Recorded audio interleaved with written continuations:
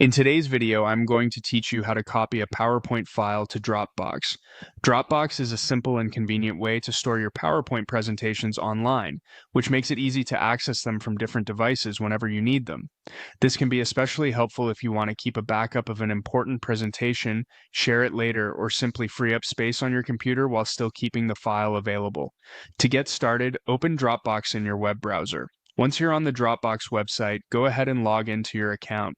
Make sure you're using the correct account if you have more than one, especially if you keep work files and personal files separate.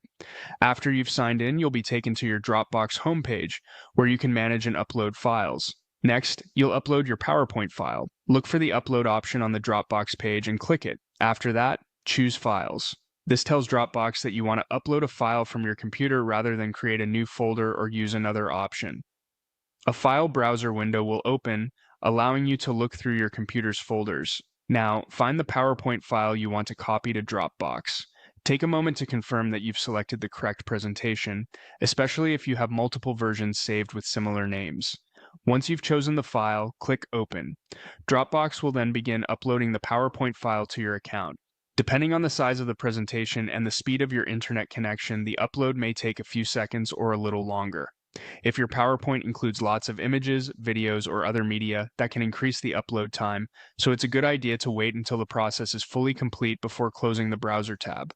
Once the upload finishes, your PowerPoint file will be stored in Dropbox and available from your account. You can then open Dropbox from another computer, tablet, or phone to access the file when needed.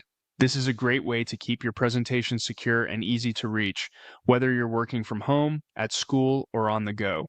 And that's all it takes to copy a PowerPoint file to Dropbox using the Dropbox website.